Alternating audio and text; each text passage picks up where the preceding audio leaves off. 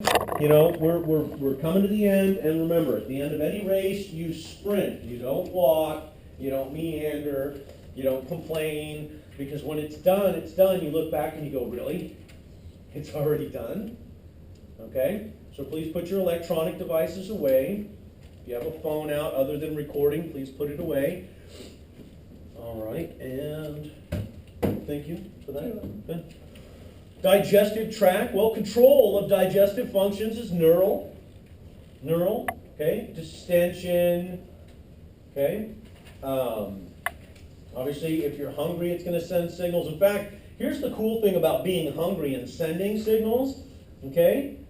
The sight and smell of food will actually send signals to your stomach, telling it to start secreting acid.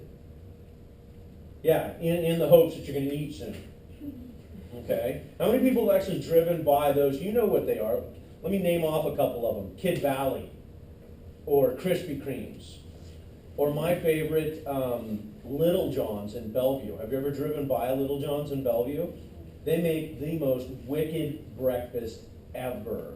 Like thick bacon, huge hash browns. Their cinnamon rolls are this big, and they're like ooey gooey, the kind you just cannot, like you eat the whole darn thing. Yeah, toast, and the oatmeal's a big bowl of oatmeal, and you can smell that. The raisins on top with the brown sugar, and oh my God, a little Tabasco sauce on your eggs, and however you like them, whether you like your eggs scrambled or over medium, or I like to dip my toast in the yolk, so I like it about over medium, so I can just, oh, can you guys smell it already? And yeah. You guys are probably going to be like, okay, I'm walking out of here to this first restaurant I see and get food. But yeah, your body actually starts sending neural signals, okay? But it also says neural signals to stop secreting. Because if you're full, do you want to keep going? Well, unless it's like comfort food. It's your favorite comfort food, yeah. You eat meat, top pot donuts. How many people can stop at one, even though they're the biggest donuts in the world? Those things are amazing. I had an apple fritter that was like this big, heated it up with a touch of butter on top, and it was, I don't know about you guys, but I'm kind of hungry, so. Yeah, it's like walking in the supermarket. When you're hungry, everything looks great. Love that.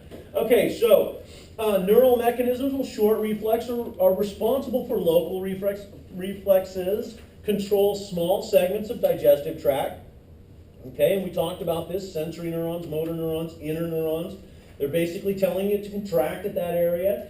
It's also, it has chemoreceptors that say, hey, there's acid here, or there's enzymes here, there's chemicals here, telling us to start that process in that one exact area of the stomach. Long reflexes, well, higher level control large-scale peristaltic waves, Soltic waves.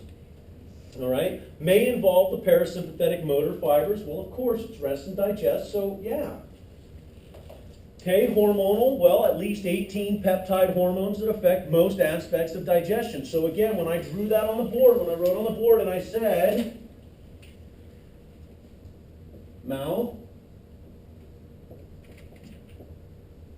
stomach, well, what? You know, the esophagus goes in here, yeah, but we're only going to talk about movement there, right? Peristalsis, the rhythmic movement. But how about enzymes up here and HCl down here, right? And the presence of acid actually activates another chemical. So when they say 18 peptide hormones, they're talking about this massive chemical response for every bite of food you take in. And wow, crazy. Buffers, acids, enzymes released. There's our secretory cells. They're going to kick out a bunch of hormones and enzymes. Enteroendocrine, what does that mean again? Entero? Small intestines, yeah. Use this as a kind of a general overview of neural and hormonal control, please. It's a good overview of this. So functions of the oral cavity. Well, again, there's parts of this we're not going to focus on, but unfortunately or fortunately for you, we are going to do this. So sensory analysis. okay, of material before swallowing. What do you have in your mouth? Okay, mechanical process, well, teeth, tongue, and we did that, right? When you swallow, where does your tongue go? Up. Yeah, to push the food back. Okay, lubrication, we're talking about mucus and saliva, salivary amylase, lingual lipase, those things are all going to help start the process. And then it says limited digestion of carbohydrates and lipids. Now, lipids, when they say fat, they really mean limited. It starts the process. That's where the lingual lipase comes in. It starts, but remember, fat is emulsified. Lipids are emulsified in the duodenum. Okay, but from the mouth all the way down to that point, we're really starting to break things down. So limited digestion. Now carbohydrates, you take a piece of bread, spit on it, after about 20 minutes it's gone. The area where your saliva was ate through the bread. Yep. And I had an instructor that I worked with that would do that. I'm not going to do that, it's gross. I'm not spitting on bread. Okay, but yeah. Oral mucosa, well, lining of the mouth. We're not going to go into this other than the fact that it has non-keratinized, stratified squamous epithelium for abrasion. If you're eating Captain Crunch, what does it do to the inside of your mouth? It chews it up. All right? Now, labia, also called lips. I'm pretty sure you're not going to use that out in public. Like what type of gloss did you put on your labia? That would probably get you in trouble. So, okay, but technical term, that's what it means. Okay, anteriorly, mucosa of each cheek is continuous with the lips. Okay, gums, we're not really going to go into this. Teeth and mouth, just general information. Okay, oropharynx. Okay, laryngopharynx. The hyoid epiglottis, those are good things to kind of think about, but we're not going into a lot of detail here. Okay, that's gross. That's why I'll never be a dentist. That's not going to happen. Okay, tongue, what does it help us do? Well, it helps with swallowing, helps with chewing when you churn. Okay. Salivary glands, please just note what they secrete. What do they secrete?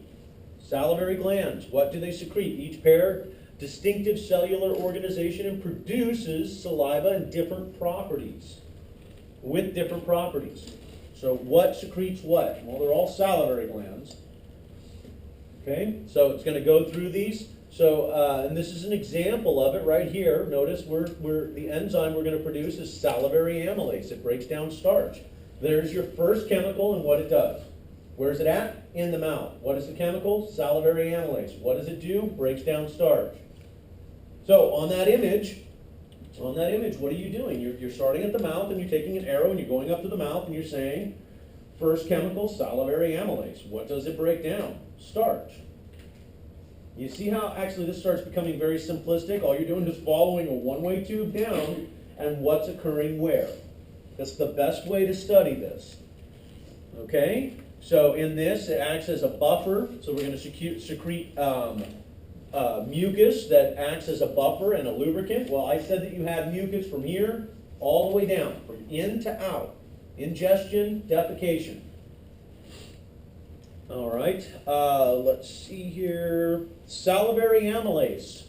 Again, mucin. Oh, well, glycoproteins, mucin, okay, secrete buffers. How about this? How many people have actually been sick and someone said, oh, I used Mucinex to get rid of the copious amount of mucus I was making when I was sick? Mucinex? Real world application. Yeah, if you ever take it, please only take half a tablet. I took 2 tablets, that's what it said, take 2. And I took 2, and I got the worst headache in the world. It dried everything up. Like my whole face, my nose, my throat, everything was dry, and it hurt to breathe. So, you guys are smaller than me, half a tablet. Okay, location of these, I'm not too worried about that, but we might have a labeling diagram just for fun in class. Hint? Oh, what? We might have a labeling diagramming class just for fun, just for giggles, just to give you a few extra points. I'll have it in here, and you guys will have to actually, label it. I know, use your pencils and write. Not a tough thing you have to do, writing. Okay, wow, look at the cells. They look like simple cuboidal, and there's a duct. That was right out of 241, so repetition. Saliva, well, produce about 1 to 1.5 liters of saliva each day. Now, you don't really recognize it because you don't really think about swallowing it all the time, which is what you're doing all the time. Right now you're trying not to, but you do all the time. Okay, 70% submandibular, 25, and then 5% kind of breaks it down to where we're producing it. Okay, saliva is 99% water. 6% includes electrolytes. Wow, what's HCO3? Bicarbonate. What does it do? Buffer. Right? We do have acid in our mouth, and so that's what it's there for. There's our mucin. Antibodies and enzymes. Well, yeah, antibodies. Hello, how about... Jeez, oh my God. We'll wait for the meltdown to stop. Are you alive? Okay, Chernobyl all over again? Is your heart still in your chest? Because you jumped clean out of your chair. Just right now we're all awake. That was her alarm, but it woke us all up, so fantastic. Okay? Seriously? What antibody? What immunoglobulin? In the mouth. Saliva. IgA. What? I know, we have to remember that stuff. It's so cool. Don't mess with gay.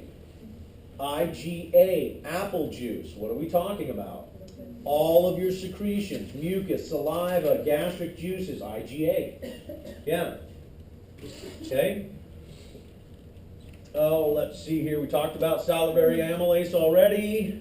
Let's see. Controller saliva. It's all about this right here. Okay. I start talking about. And okay, so let's back up for a second. It said salivary amylase breaks down what? Starch. I know you guys are sleepy, but it's okay. Check this noise out. You guys ready? Sit up straight. Everybody sit up straight. Come on.